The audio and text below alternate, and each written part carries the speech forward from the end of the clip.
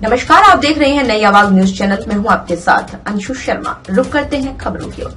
चमोली उत्तराखंड जनपद चमोली के देवाल प्रखंड का अंतिम रिहायशी गांव वाण में राजकीय प्राथमिक विद्यालय भेडिंग और राजकीय प्राथमिक विद्यालय वाण अध्यापक विहीन होने के चलते ननिहालों का भविष्य अंधकारमय होने की कगार पर खड़ा है। हालांकि आजकल शीतकालीन अवकाश चल रहा है, लेकिन शीघ्र ही 16 जनवरी को शीतकालीन अवकाश समाप्त हो जाएंगे और स्कूलों में पाठन सुचारू रूप से शुरू हो जाएंगे। लेकिन लगभग 2200 से भी अधिक जनसंख्या वाले वाण गांव में 4 राजकीय प्राथमिक विद्यालयों में से 2 विद्यालयों में शिक्षकों की कमी के कारण ननिहालों का भविष्य अंधकारमय सा बन गया है। ग्राम पंचायत वाण जिले का हिमालयी छोर का विश्व प्रसिद्ध अंतिम रिहायशी गांव है। यहाँ हर साल आयोजित होने वाले नंदा देवी लोकजात, हर 12 सालों से आयोजित होने वाले हिमालय कुंभ के नाम से प्रख्यात नंदा देवी राजजात का आखिरी मानवीय आबादी वाला पड़ाव भी है। पहले नंबर पर सबसे अधिक 70 छात्र संख्या वाला प्राथमिक विद्यालय वाण, 23 छात्र संख्या वाला प्राथमिक विद्यालय भेडिंग, 30 छात्र संख्या वाला प्राथमिक विद्यालय भरांड, 18 छात्र संख्या वाला प्राथमिक विद्यालय पैरी कोरमा स्थापित है। ग्रामीण बताते हैं, प्राथमिक विद्यालय भेडिंग में जुलाई 2023 तक एक अध्यापक नियमित रूप से अध्यापन कार्य को संचालित कर रहे थे, लेकिन उनका अनिवार्य स्थानांतरण हो गया। आंगनबाड़ी कार्यकर्त्री के सहयोग से पठन पाठन जैसे तैसे सुचारू रहा। बताया कि लगातार शिक्षकों की नियुक्ति की मांग की गई तो राजकीय प्राथमिक विद्यालय वाण से एक अध्यापक को व्यवस्था पर भेडिंग स्कूल में भेज दिया, लेकिन इससे भेडिंग स्कूल के बच्चों को गुरुजी तो मिल गए, लेकिन 70 छात्र संख्या वाले विद्यालय वाण में एक ही शिक्षक रह गया।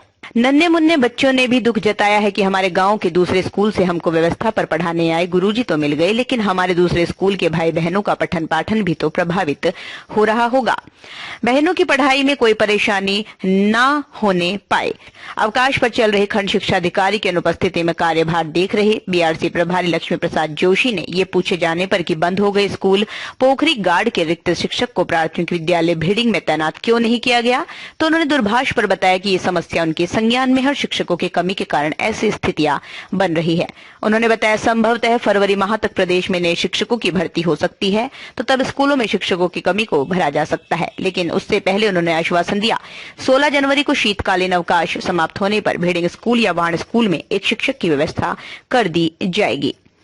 अब ये तो भविष्य के गर्भ में है कि शिक्षा विभाग अपनी कार्यप्रणाली में कितना सुधार करता है और वो अपने वायदे पर कितना खरा उतरता है, ये तो आने वाले समय में देखने को मिलेगा। साथ ही सभी ग्रामीणों ने उम्मीद जताई कि शिक्षा विभाग जरूर उनके विद्यालयों में रिक्त चल रहे शिक्षकों की तैनाती कर उनके और उनके ननिहालों पर बड़ा उपकार करेंगे।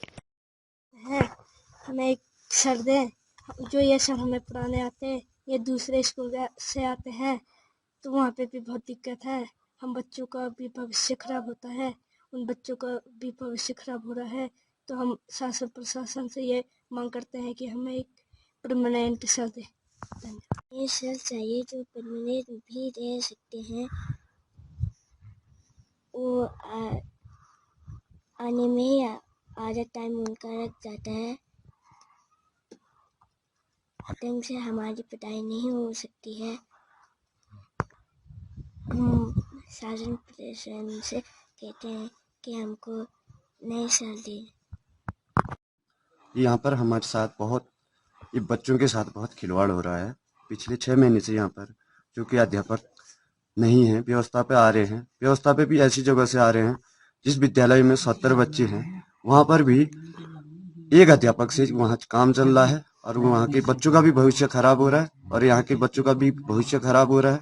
पहले तो यहाँ 2 दिन 4 दिन के लिए व्यवस्था पे आ रहे थे, उसके बाद पिछले लगभग 4-5 महीने से वो परमानेंट यहाँ पर व्यवस्था पर है। हमने आगे अधिकारियों से बात की, कुपेश्वर की, पौड़ी तक बात की, लेकिन यहाँ के विद्यालय के बारे में कोई संज्ञान में नहीं लिया गया है। इसलिए हम अधिकारियों से, खंड के अधिकारियों से, सभी अधिकारियों से निवेदन करते हैं कि कृपया इस विद्यालय के बारे में, इन बच्चों के भविष्य के बारे में जरा कुछ न कुछ सोचें। धन्यवाद। लोगों का नमस्कार। आप जो यहाँ पर आए, देश का चौथा स्तंभ आप मीडिया वालों को, भाइयों को कहा जाता है, मैं आपका धन्यवाद करता हूँ। अध्यापकों के बारे में यह है कि हर टाइम पर जो है कि यहाँ पर हर 6 महीने में, साल भर में जो है कि अध्यापक बार बार ट्रांसफर होते रहते हैं और जब ट्रांसफर होता है तो फिर 6 महीने तक कोई अध्यापक नहीं आते हैं। यहाँ पे 25 से 30 बच्चे जो है कि हर रोज पाठ्यक्रम के लिए आते हैं, स्कूल में पठन पाठन के लिए आते हैं, बच्चों को जो है कि वो शिक्षा उच्च स्तरीय तो रहा दूर, न्यूनतम स्तर की भी कोई शिक्षा नहीं मिल पाती है।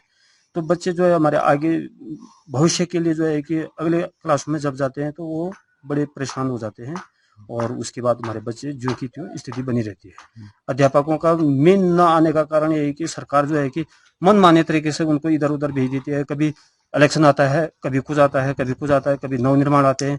तो एक अध्यापक के बस का नहीं है स्कूल चलाना। और एक भी जो है कि यहाँ पे जो है कि 6 महीने, साल बाद 9 महीने ऐसे जो है कि अध्यापक ही नहीं रहते हैं। बहुत बहुत धन्यवाद आपके लिए जो आप यहाँ सिंगड़वाली वाण। मैं यहाँ पे अभी प्राथमिक विद्यालय भिड़िंग में हूँ। बहुत विडम्बना है, इस विद्यालय में जो है 6 माह से कोई शिक्षक नहीं है, शिक्षक विहीन विद्यालय है।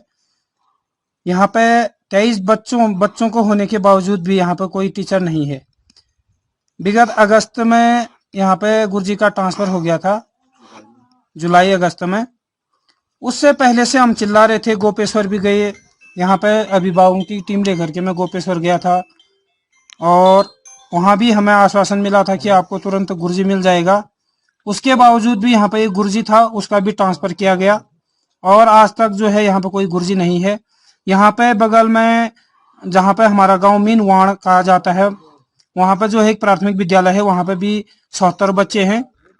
जबकि वहाँ पे जो इन विद्यालय के अकॉर्डिंग के हिसाब से वहाँ पे जो है कि 3 गुरुजी होने चाहिए थे, वहाँ पे भी 2 ही गुरुजी हैं और जो कि उस 2 गुरुजी में से भी एक गुरुजी यहाँ आ रहा है और 4 किलोमीटर की दूरी पे ये विद्यालय है।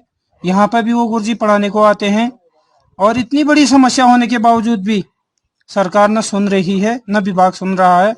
अभिभावक जो है 10 बार जो है गोपेश्वर चले गए हैं और कोई सुनने को राजी नहीं है। वो गुरुजी जो है पिथौरागढ़ से हैं, उनके घर में भी समस्याएं होती होंगी। आम आदमी के घर में जो है समस्याएं होती हैं।